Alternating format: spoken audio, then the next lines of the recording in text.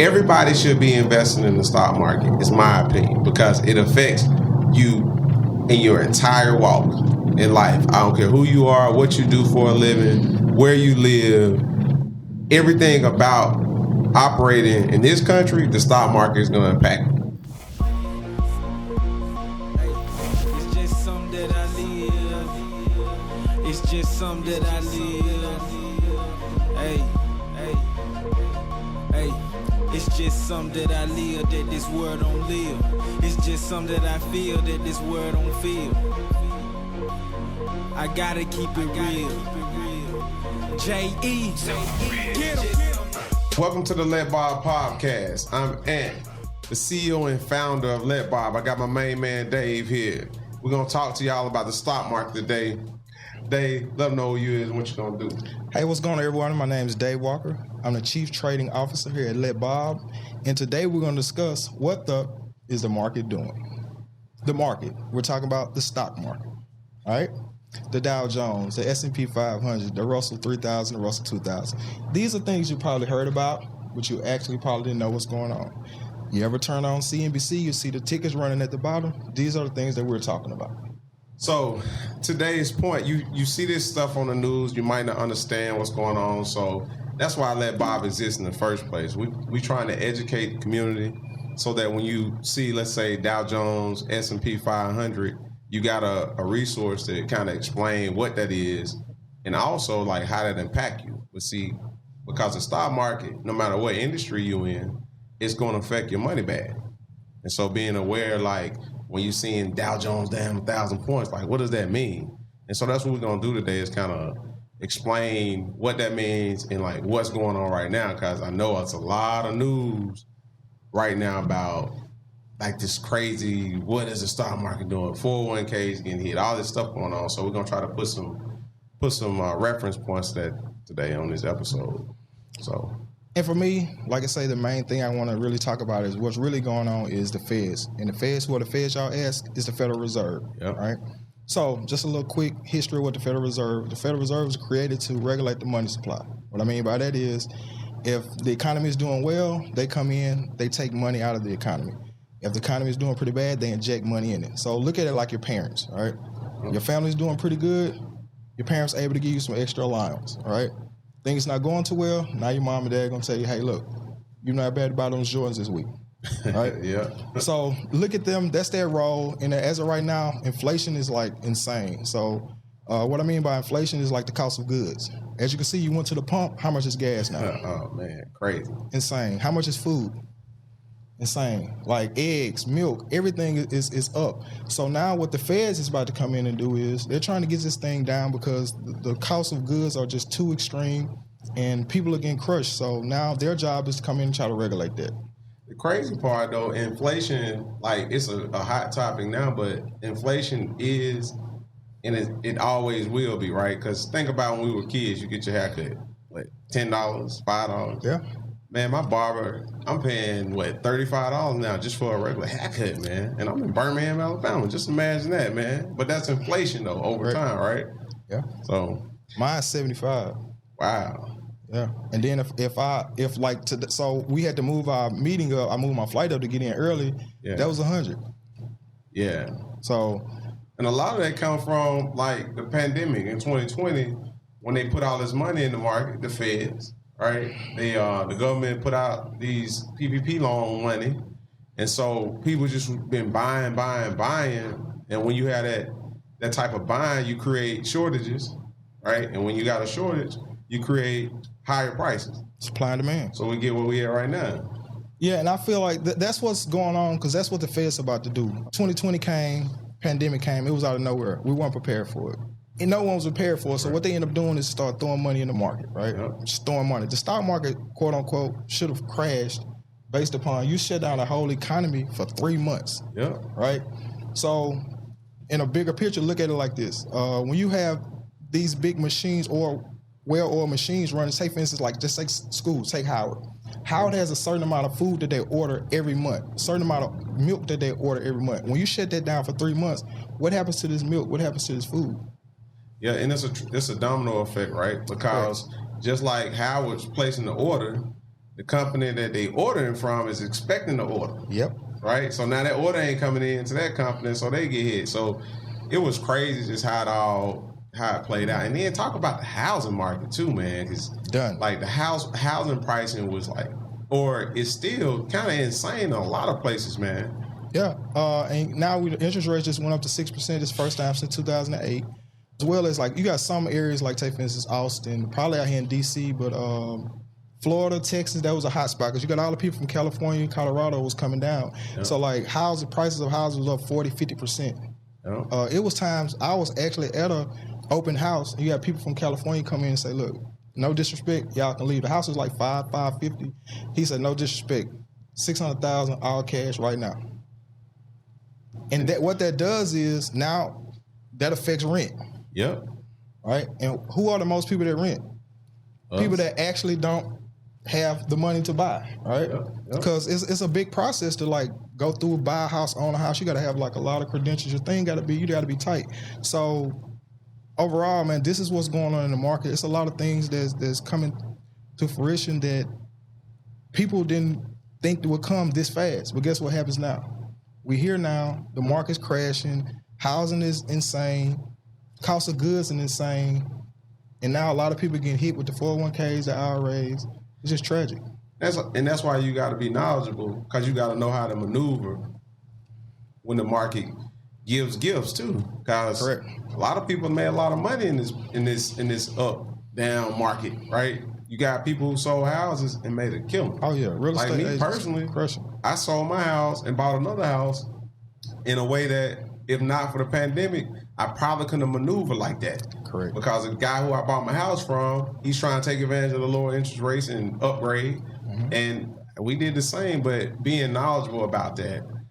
I like to tell people, no matter what industry you're in, no matter what you do for a living, you got to be mindful of the overall market. And that's the stock market, the real estate market, any market that affects your daily and how you maneuver so that you can find ways to save money when opportunity presents itself, like the pandemic move was. Yeah, and it's sad that during the pandemic, a lot of people got a lot of money. You got unemployment money, you got stock market gains, as well as, PPP money, et cetera. But in our community, I just feel like we didn't maximize the money the way it should have been. So what I do case studies, right? Everywhere I go, I monitor different things. So for instance, we used to go to the mall, Louis Vuitton Galleria, Gucci, all these places that had extremely long lines during the pandemic. You couldn't even get in. Yep. Well, that's the PPP money. That's the unemployment money. People weren't putting this assets. They was out buying what? Luxury gifts. Yep. Fast forward now, we're starting to see some of these prices come down. For instance, like G63s. G63s was up to $300,000. Yep. That was the hottest car during the whole pandemic. $300,000.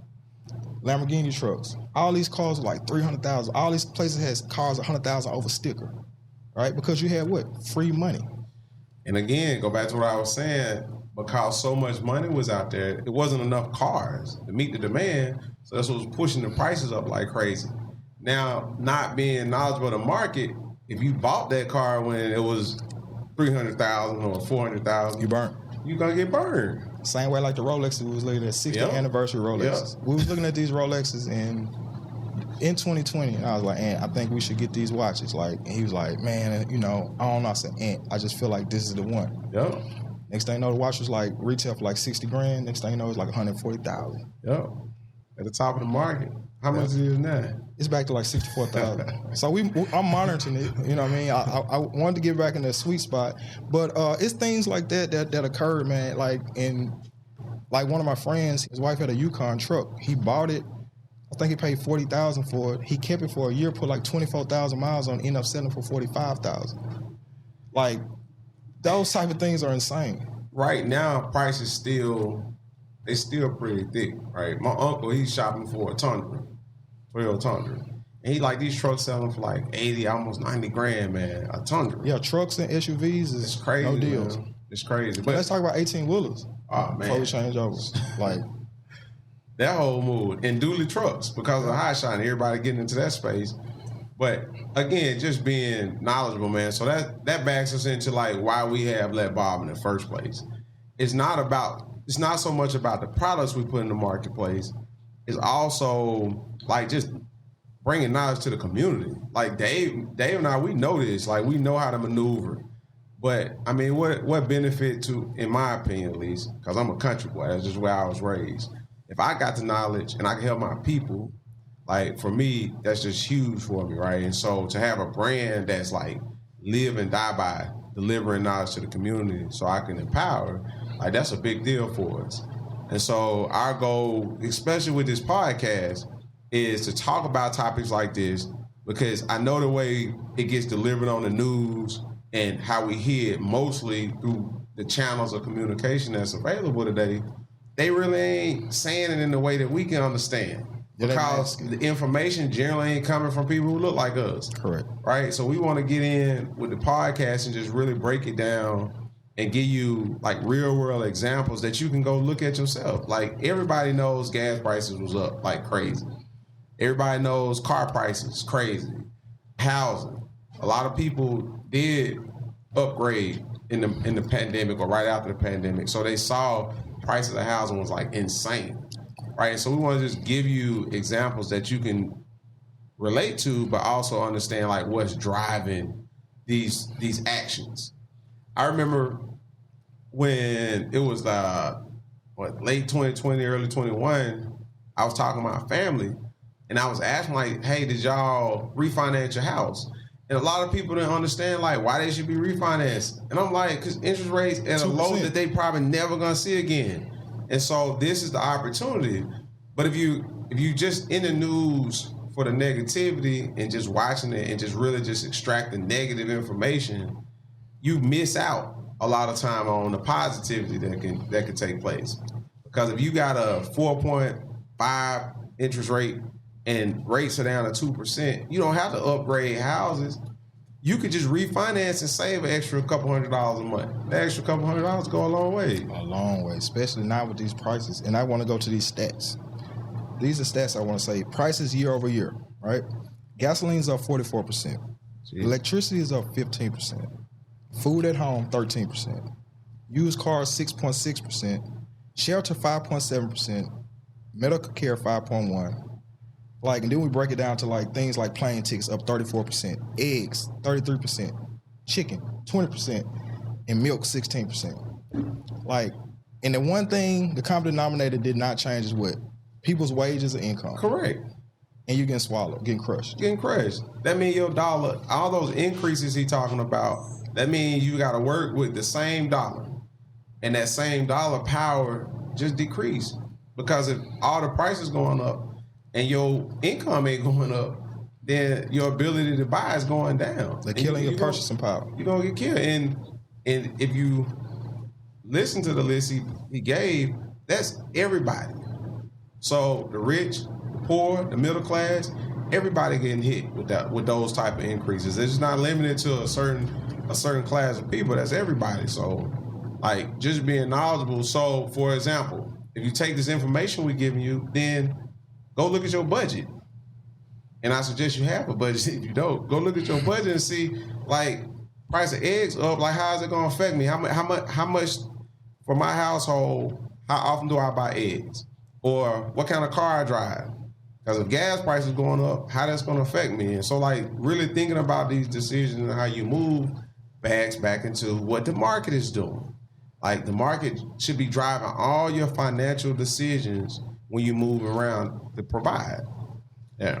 So, and when the market is doing bad, like, well, you log on, you see markets in turmoil. Well, these are the things that you need to understand. Hey, it might not be time to buy this new car. Correct. It might not be time to go take this vacation. It's times to splurge, and it's also times to lock in and buckle up. And in my opinion, this is not financial advice.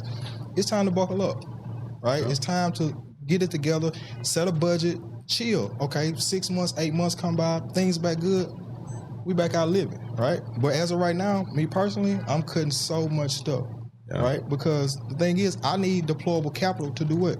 Invest when the time is right. And that's what Bob is going to do. Bob is sitting back waiting for the perfect opportunity to deploy capital. Yeah, and today's point, man, the app, like, that's what it do. The app, Bob, we watch the market. Like, that's the creativity in the app versus, you know, a Robinhood or a Public or all these other apps out here that lets you invest in the market. Bob is only going to deploy cash when the environment is right. So they use this example all the time, right? So let's say you want to go to the store and get some shoes. And you go outside, it's thunder, it's lightning, and they tell you a tornado about to touch down. I'm in Birmingham. Like, you're not going to drive to go get the shoes then. Like, you want the weather to permit driving experience that can get you back and forth from the store with the shoes.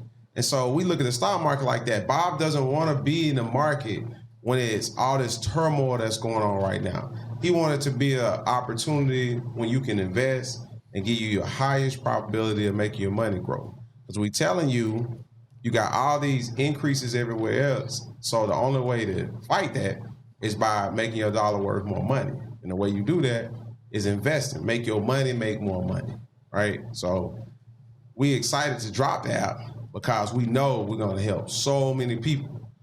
Because we removed that barrier entry where you got to know what stock to buy or when to buy it or when to sell it. The app going to do all of that for you and manage your money for you. All you got to do is commit to putting some money in it and let Bob do his thing. Totally agree. Yeah. So we're going to transition a little bit. We got a guest in the building. We're going to bring him on, see what questions he might have about the market, let y'all learn a little bit about him and his journey.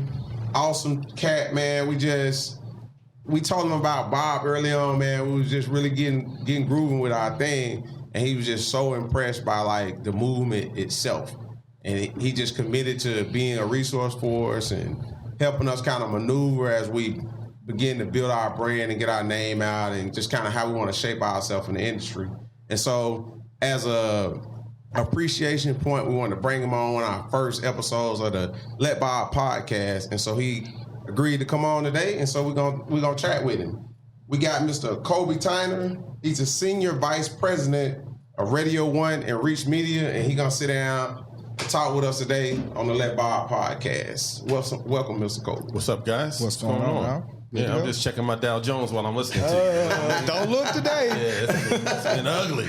Oh, man. But what you didn't say is that a lot of people made more money and their raises got sucked up by inflation.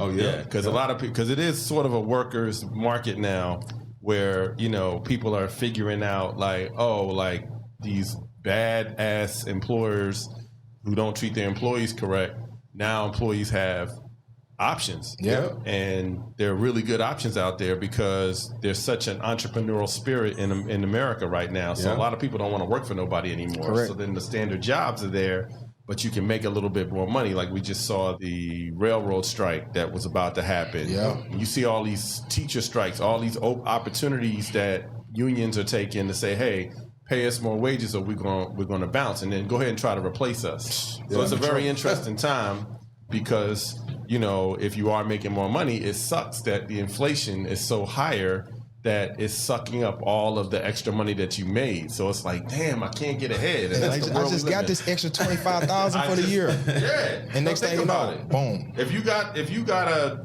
$20,000 raise, you actually in the hole. Yeah.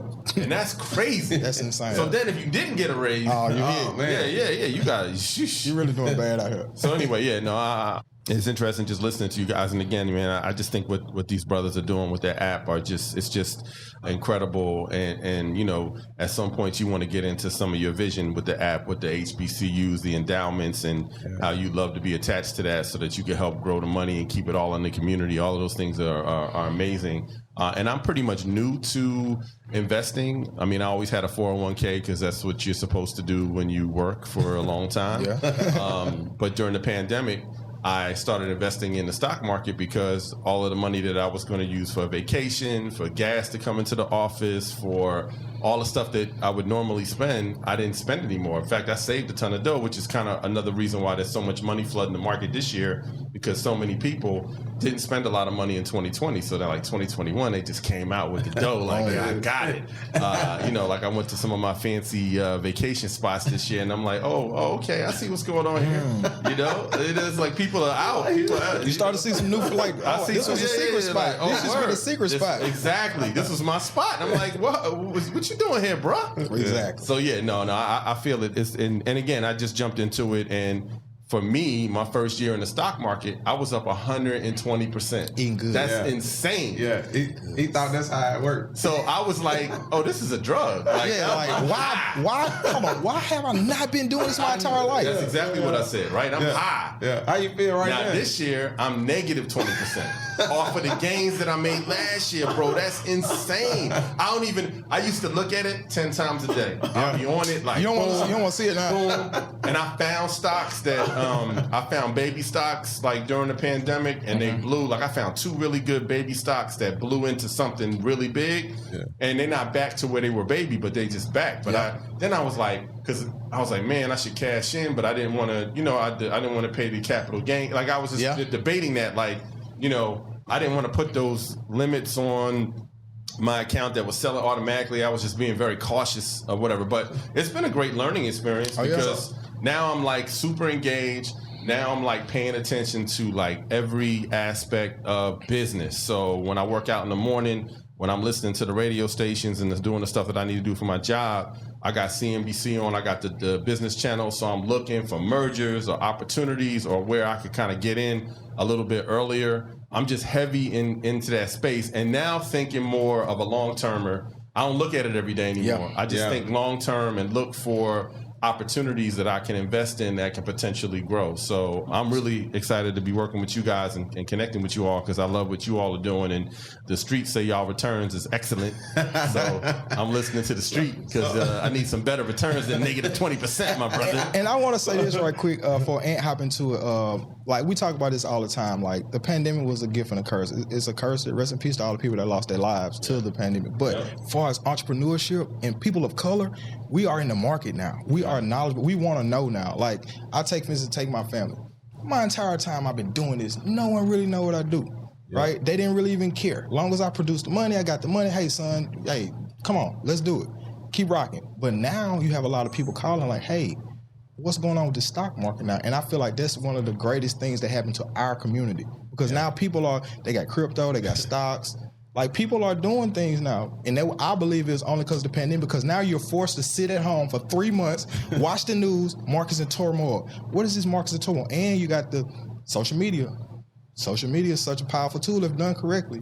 Now you see the kids, you see the young kids on there 20, 22 years old making 800,000, 60, 70,000 a day. Now people like, yo, you really can do this? And for our community, I believe that changed everything. And now lining up with Bob, now they understand they're not fearful to invest, but now Bob's going to show them how, hey, just don't think this is easy now. You need some protection, right? You got to pay taxes too. You got to understand when you selling stock because you made a lot of money off it. You got to pay taxes on that gain. You got wash. Right? It's wash rule. It's a lot of different things. It's a real powerhouse. And like you say, now these are the things that the community needs to know, and that's what we're here to assist them with. So Colby said something that I'm always talking about as far as with our community, our culture. He got his first exposure by way of his 401k. That's generally the storyline of most black people. Like, if they have stocks, it's by way of a 401k. But the problem with that type of exposure, you don't really see what's your 401k. It's something that's kind of, you got it, but you don't get to look at it. It's like having a heart, right? You got a heart, it's there, but you don't see it, you don't touch it, you don't, play with it or whatever. And so a big deal for me was to take people like Colby when they become interested, like he did. Pandemic, like Dave said, was a blessing because it forced people to become interested and look.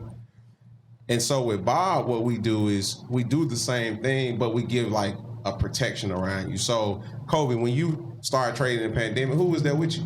Nobody. No guidance, on his own. Like all these trading platforms that's in the marketplace, you're by yourself. Like you have no protection barrier. You could have traded however much you want. Nobody told you, like when you say you were up, nobody came in and said, hey man, you probably need to sell some of this, or you probably need to hold it, or you probably need to do, A, B, or C. It was all up to Colby, and Colby was just getting started. And I was taking the approach of, like, always about the stock market is looking for, like, just those real bona fide companies that have been around for a long time. And so, like, when I went to go do it, it was right when it crashed, right when the pandemic started. So then I was able to get Ford at like $3, Yeah. GM. I know about electric cars is the future, right? So I invested in a lot of electric companies. But then for instance, I made a mistake when I invested in Rivian because I saw that Amazon was like a major investor in that. And so like I jumped in immediately, and I wish I didn't. I wish I would have waited because it's settled. And now where it's settled at, it's settled like $60 lower than what I paid for it. Because I was just desperate to get in, like, I got to get in. Yeah. But I learned in the beginning, it was really about when it crashed, so I could get stuff that I knew like would be bona fide. So like Ford, when I got in at 3, I think it's like 16, 17 now, and it's been pretty steady. Yeah. And then actually I got into Ford because I saw the new Mustang that they were doing that was electric, and I was like, oh, this is going to move. Yeah. And then I saw with GM that they was going to flip everything electric, and then I saw the Cadillac Lyric like 3 years ago, like, because I'm definitely getting that. Exactly. So I was like, I see what they about to do. And they told all the dealers, like, we're moving to electric, so either you like with us or you ain't. You need to give up your however they call that franchise for. Mm-hmm. So I was investing like that, like just from a technology perspective, because I do believe that electric cars are going to be the future. Yeah. So now's the time to get in. So I got in on NIO, which I saw on 60 Minutes. This Chinese electric car, it's like the Chinese Tesla. I got in at $9, but I saw their cars.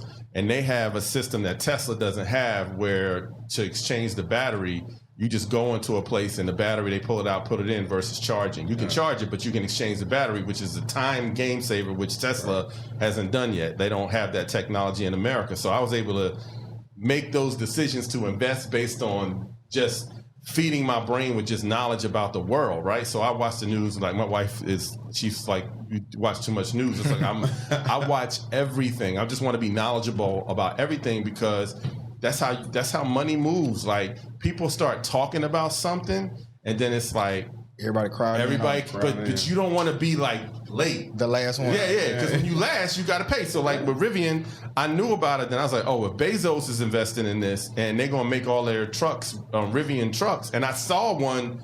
I saw somebody in my neighborhood that got one. I was like, let me get with these dudes, right? Thinking that it's gonna be like Tesla and it's gonna be $1,000 a share. And Tesla was like $1,000, $1,100 a share, but now they split it and now it's kind of stuck where stuck 300. But, those are the things that you should do as a consumer, is learn a little bit about, like I was learning from, I'm learning from these guys now, but I was learning from like YouTube. YouTube University. YouTube University, man. I'm not a graduate yet, but I am straight up in class every day. But what I learned is like really feeding your brain with knowledge, because that's what's happening with our Congress, right? So the Congress is screwed up because it's like a legalized like hustle being in Congress, because they're on committees making rules and laws about business, but then they can go with their family and invest. And buy. Yeah. So the average like congressperson and senate person, they get in there, they're working class like we are, but then when they get out, they worth $40-50 million. Yeah. And I did that. I looked at, like, I went through, because like I say, I'm analytical, so I went through looking at, like, you got some of these, they worth $40-50 million. You're like, how you worth $40-50 million?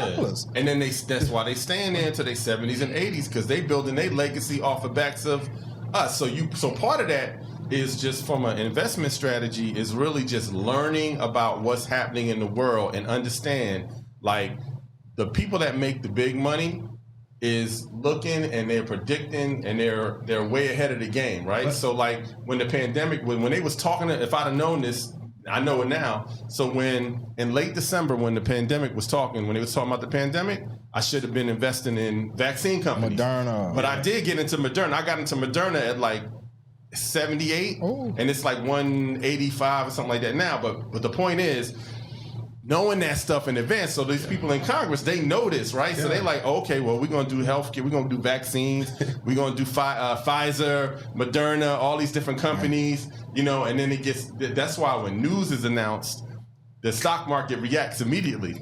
You know, and that's why you got to be. And I feel like our people, man, we just, and because I'm 50 plus, bro. So like I'm late to the game. Like I had that around me, but I didn't know. And so like what you guys are doing is really like, you know, that education, man. Like, cause my kid, like I buy stocks for my kid now. Like I set up an account for her, and I'm buying. I wish I knew when I was her age. Ooh. I wish I knew about Apple, like just to get into Apple or Amazon, like super early. I mean, Amazon, like what they split it. Well, they split again. They like at 130s, 150s, but like you say, those stocks. If you had bought the Dow Jones or Amazon or Apple, some back then, you're looking at taking 5,000 to 5 million in some of these stocks. And that's how a lot of these people we see around, you be like how did these people obtain this wealth?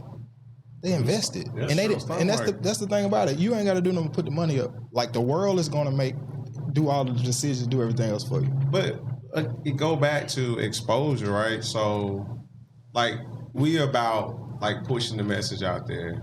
You got brands like EYL now, right? You got a lot of brands that's trying to get the content to the community, because for the longest time, especially with no internet, you take the internet out the picture, you're done. We don't know. Like my granddad never owned stocks, man. You know, my granddad was a hard worker. He believed in, you work and that's how you're gonna eat. He didn't understand the benefits of buying stocks or being involved in the stock market.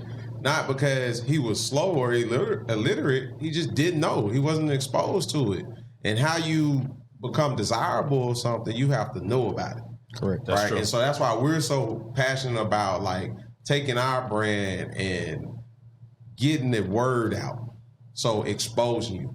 But the other side of us is giving you a tool to help you actually do it. Because there's one thing to talk about the benefits of the stock market. We can tell you, like Colby's telling you his experience. We can tell you our experience, but as you hear with Colby's experience, it takes a lot of work, takes a lot of educating yourself, and you're really trying to make the best decisions by really guessing for the most part. That's exactly because you don't have a guide. Nobody's guiding you. So if you guess right, then you make some money. You guess wrong, you can lose your whole account. Yep. And so what we want to do and what we're doing is educating you on the benefits of it. Everybody should be investing in the stock market, is my opinion, because it affects you in your entire walk in life. I don't care who you are, what you do for a living, where you live, everything about operating in this country, the stock market is going to impact it. And so with that, you should make sure you're knowledgeable of it, but also participate in it too. Yep. And so we understand like the journey of investing is tough. So we want to make sure we use our brand and technology to give a tool. So if you just got some money, then you good. You in the game. Well, let me get deep on you real quick about our people. Our people, and just not just our people, but just Americans in general, are totally distracted from knowledge and information. There's so many things that have been set up in our lives to distract us. Like I got a dog, so you can easily distract the dog away from whatever it is that you want to distract them away from, right?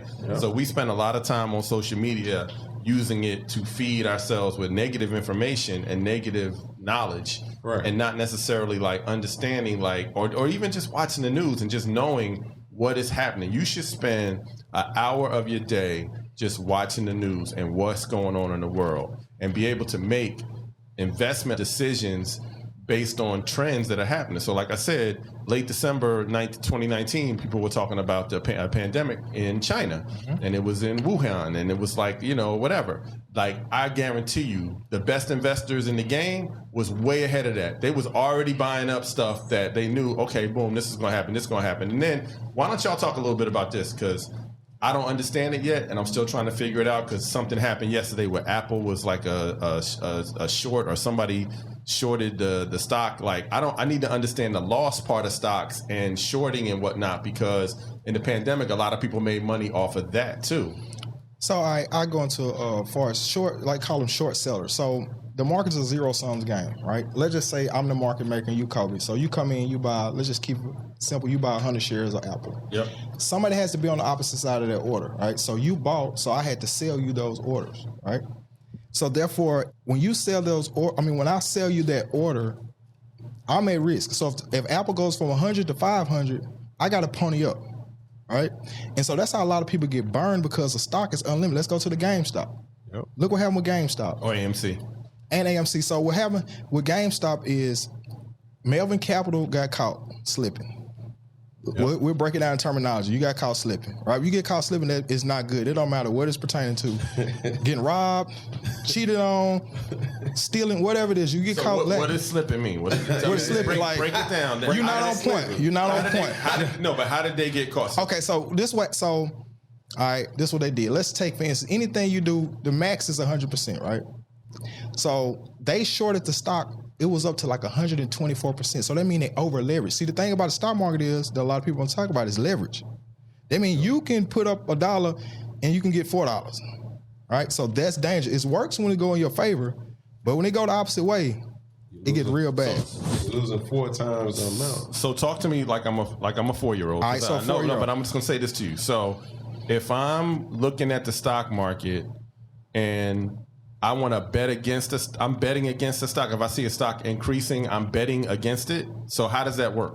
So you're actually shorting. That means you're putting an order and you're betting, saying, "Hey, this stock is going to go down. I'm betting to go down." Let's go to craps. Most people not shoot dice, right? Mm-hmm. Yeah. So me and Colby shooting head up.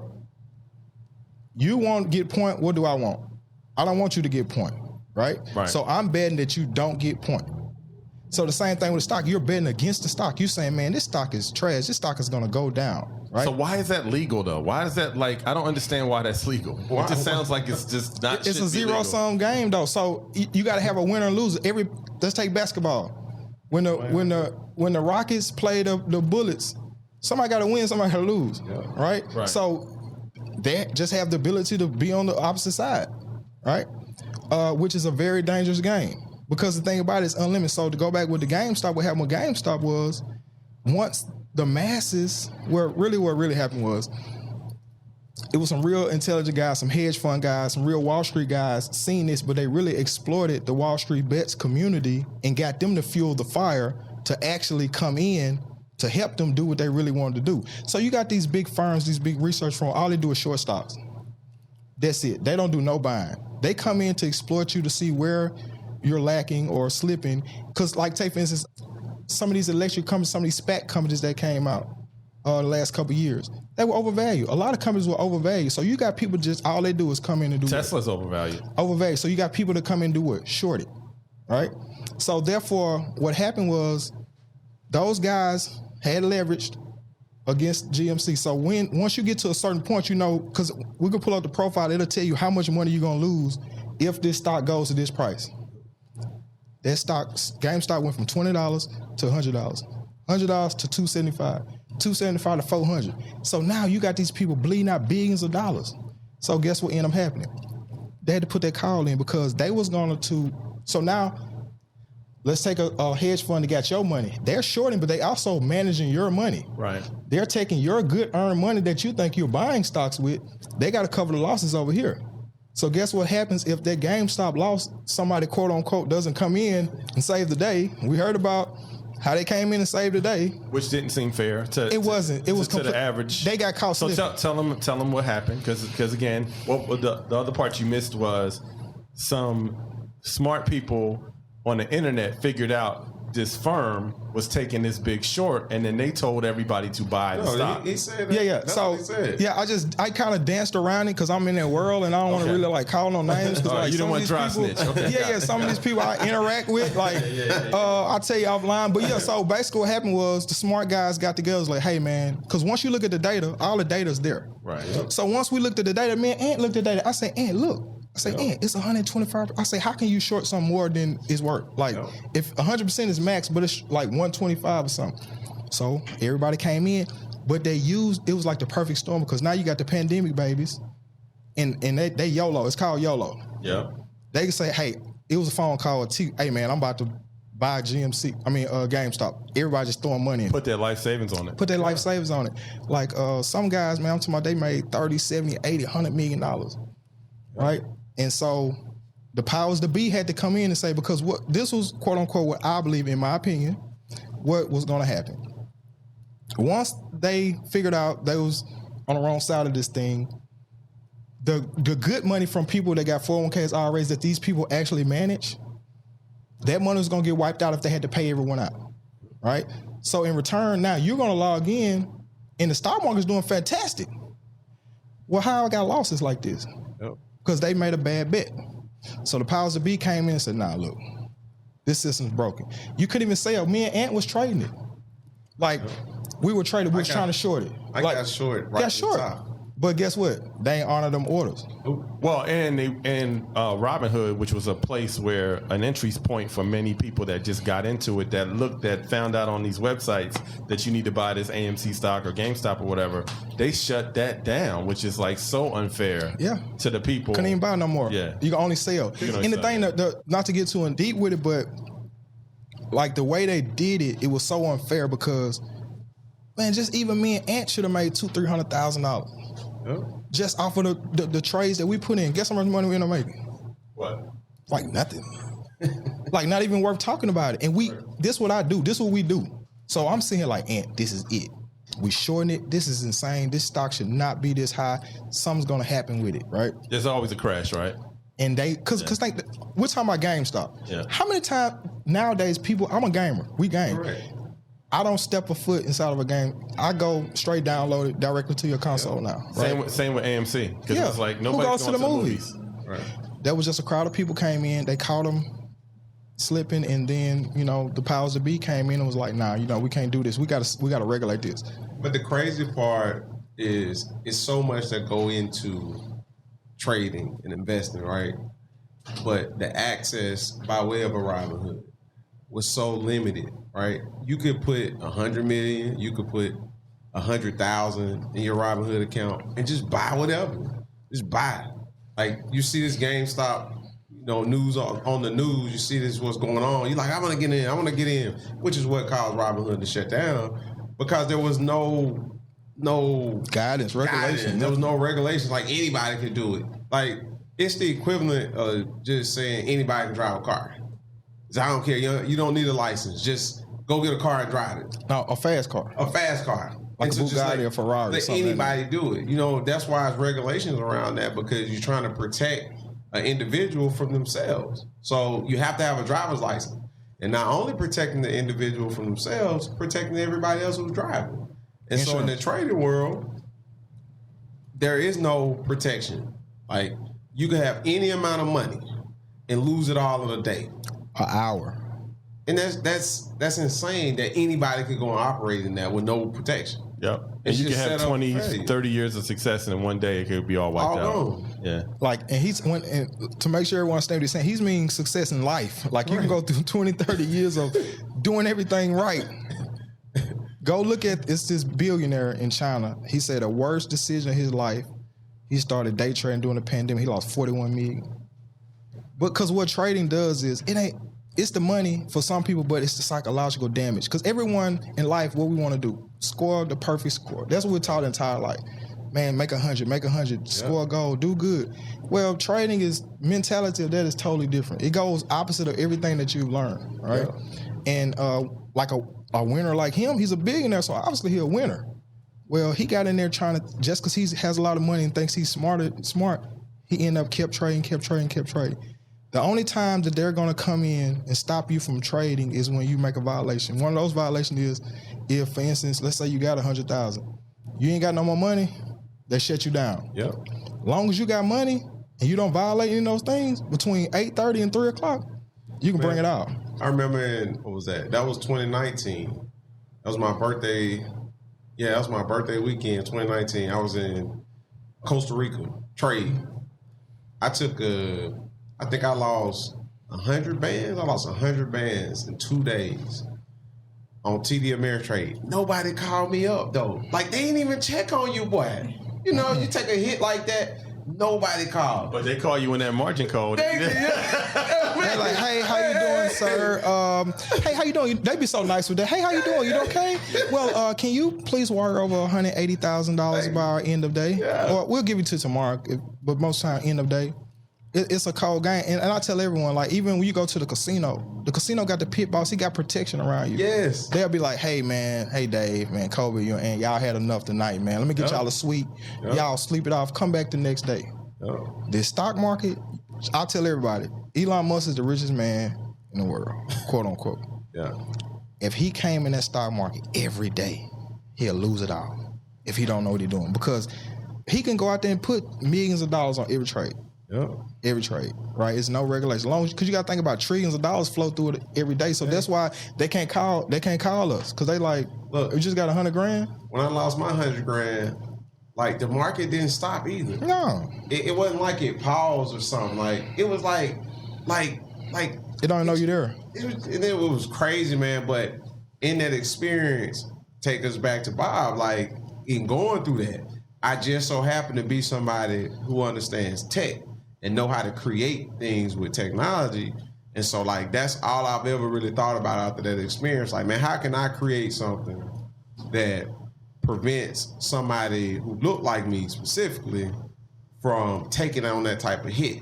You know, I can recover from it, but a lot of people, like $100,000, some people don't have that in savings in a lifetime. And they can never recover from that. They can never recover from So it. the Let Bob program that you have, it allows for you to try to avoid big losses. So it's thinking 10 steps ahead. It's so far ahead of you. It don't even allow you to do that. So, like, if I was using Bob, I could have never done that because it won't allow me, not with the type of account size that I had trading like that, right? And so by way of just putting protection barriers around you in the experience, we protect you from yourself. Because trading is detrimental because of only one person, and that's you. Like, nobody, unless you like being like forced to do it, you know, in most cases that's not the case, but nobody makes you put on a trade. That's you. Nobody makes you keep the trade on. That's you. You are the one who has to determine all that. But if you don't have the skill set or the knowledge base on how to do that, then your probability of success is like less than 5%. And it's just factual. So if I join Let Bob, right, if I go on the app, the money I give you goes into a fund that you have that you trade off of. Is that correct? Or is it, or you, well, how does it work with stocks? So like if I want to, I don't know nothing about stocks, but, you know, I got $50,000. So I give you $50,000. What happens? So what happens is you open a brokerage account, a Bob brokerage account. When you download the app, you open an account. Is that similar to like E-Trade and all? Yes. Okay, got it. Yeah, just like Robinhood, E-Trade, Public, these companies where you open a brokerage account. Brokerage account being a type of account that you can own stocks in. Got it. Right? You know, you like got your checking account, but you can't own stocks in your checking account. So you have to open a brokerage account, which is specifically for holding whatever stocks you own. All right, so when you download the Bob app, you open your Bob brokerage account, and then you say you got $50,000 you want to put in there, you drop the $50,000 in.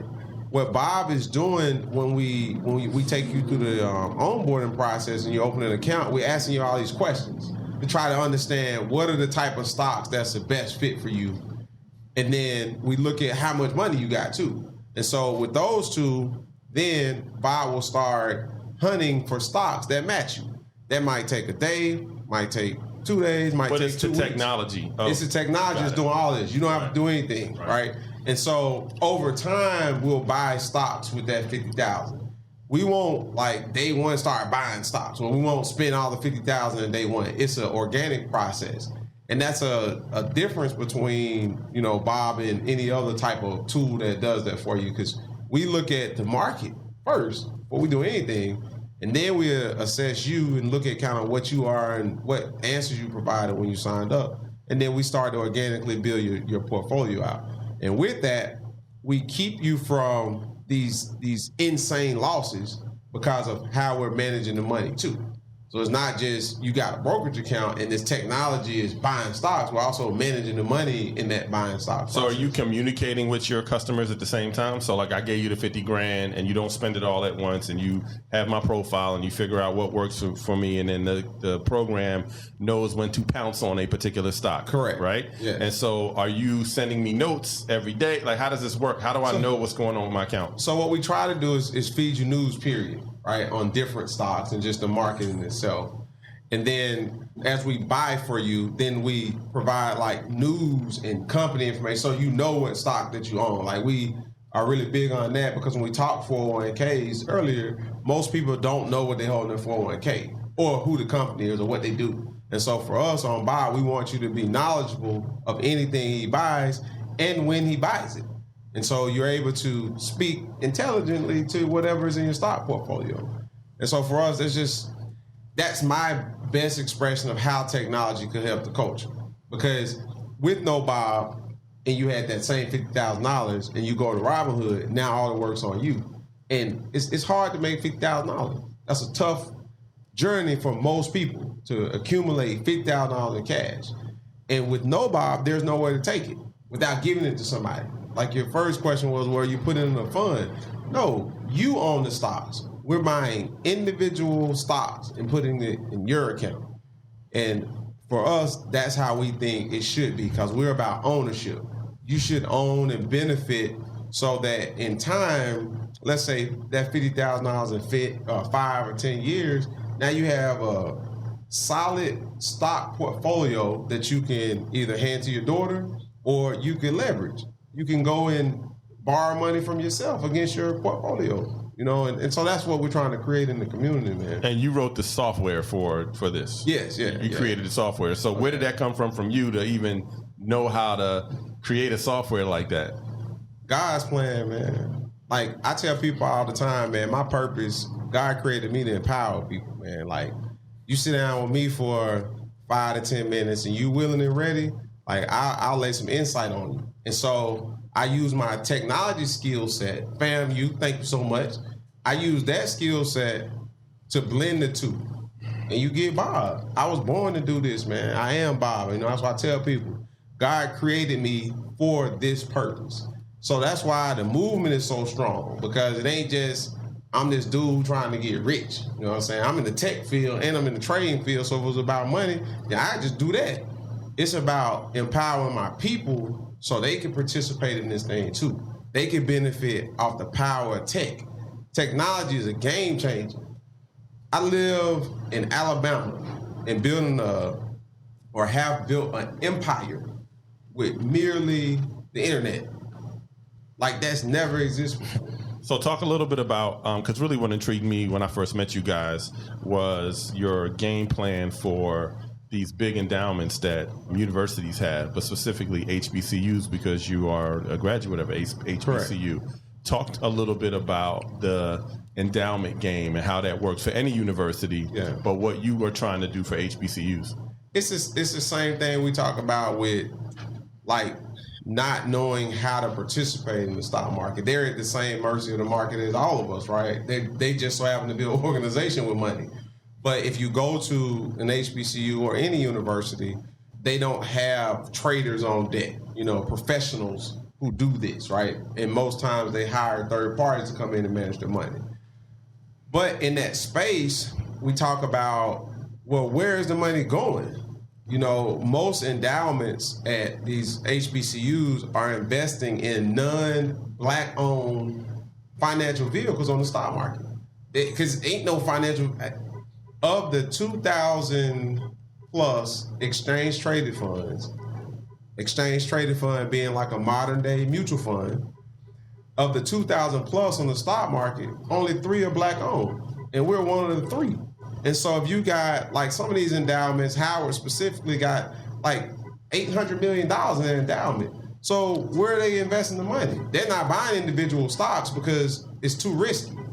They can't put $800 million across stocks because let's say they did and this year happened. The endowment money can't be used for that because this is the money that goes to operate the school. And so for us, it was in learning this and seeing this, it's like, okay, how can we use the technology we have to go into the organization and say, look, instead of buying these white-owned vehicles, let's build one that you own, and you use our technology to do it. So in the same way that Bob organically builds individuals' stock portfolios, we could do the same thing for the HBCU. And they can have their own fund. And then, like me, I can hold my FAMU ETF in my portfolio. You know what I'm saying? And so that's what the kind of like the desire and the vision come from, is saying we want to circulate money through our community. Right. And how we can do that is providing education, providing the ability to own in a place where money is bottomless in the stock market, man. No matter how much money, we could take all the endowments combined, and the stock market still wouldn't really feel it if all that money was removed. And so we believe by giving them their own individual vehicle to put on the stock exchange, like we have ours, that puts them in a different position, not only to shift their funds, but also to communicate out to their alums. Like, this is a way for you to invest in the university. It's a much easier way, too. Because if you want to give money to an endowment today, like, how do you do that? Like, what's the process? It's a multi-step process. Once we stand their ETFs up, you can just log into your brokerage account and buy it. You can call your 401k provider at work. Hey, look, I need you to move this much money to my university. You know, that's the ultimate vision, to get us in a position so we can give back to the university in a way that works for everybody and not just reserved for people with lump sums. Yeah. So. And you're also a publicly held company as well, right? No, we're not yet. We're not. We haven't IPO yet. Yeah. Okay. We plan to. That's the end goal for Bob. I'm not selling Bob. That's not my goal. My goal is not to, build this thing up and sell it. This is my life's work. So the end goal is to IPO, but you can always see me in this vision. Yeah, always. So man, great episode, man. Colby, thanks for the time. Come in and chill with your boys. Thanks for the education. I mean, I'm just every time we connect, I'm learning. You know what I mean? Yeah. But just once again, to people listening, like, we really need you all to just be aware of the world, man, and just. I know sometimes people think the news is boring and what's happening, and different resources for news, not just one place to go for news, which unfortunately our political climate is the way it is because people are singular with how they get information and versus just reading a bunch of things and making your own opinions. Yeah. But learn, because, there's so much you could do in this world if you have financial freedom. And unfortunately, in our communities, we don't really have a lot of finance. We're always working for somebody or hustling to work for this check every week and get treated like hell from the people that we work for, right? So if you want to get out of that cycle, you got to feed your brain, your mind, and you got to get away from the distractions, but you also got to, learn. And that's what I did during the pandemic. I said, I need to understand finance. And I just took the time to do it and just, took the time to understand it. Then I met you guys. And so now I am still in the learning process, and it don't matter how old you are, but it's just so important. And what you are doing and what your ideas are and what you've created with your product, man, I just hope and pray that, more people of color can find out and we can kind of boost you up and protect you at all costs, because, what you're trying to do, man, it's amazing. Yeah. We want to be able to put you up in a statue somewhere. Oh, man. So in Birmingham, so that the world can see this brother from the South, and you came from very humble roots in the South, and this is what you're doing. Yeah. I think I'm just so impressed, man, and I just wish the best for you, and whatever I can do to help you all with this product, I'm gonna do it because I believe in it. I appreciate it, man. Our goal is 1 million black investors in the next 3 years, man. That's what we're gonna do with Bob. We're gonna put 1 million black investors who otherwise would not have, got in the stock market. We're gonna have 1 million plus black investors with their own individual stock portfolio. And that's something that doesn't exist today. Outside of like 401ks, right? Lil Pookie in the hood can have him a Bob account. He can show his stocks to everybody else in the hood. Like, hey, yo, man, look at my portfolio. I'm like, that's where we at. I'm up to date. He checking. He logging in, looking. Leave that legacy. Yeah. So we not trying to do a GoFundMe to pay for funerals and all that stuff that we do, right? Like really having a true financial legacy. Yeah. And that's something, man, we got to do better as a community. We just got to do it. It's so important. And I think what you all are doing in this process is really helpful. So, like, I wish the world for you. And we have to protect you because, when people like you exist, there's always forces that don't like that. They don't want us to know. They don't want us to invest in ourselves. I feel like DJ Khaled right now. Well, God did. God did. That's good. That's good. Well, we appreciate it, man. Hey, it's been another episode of Let Bob Podcast. Find us on all social media. We are Let Bob. I am Let Bob. Hey, love it. Let's do it again. I gotta keep it real. J.E. Get 'em.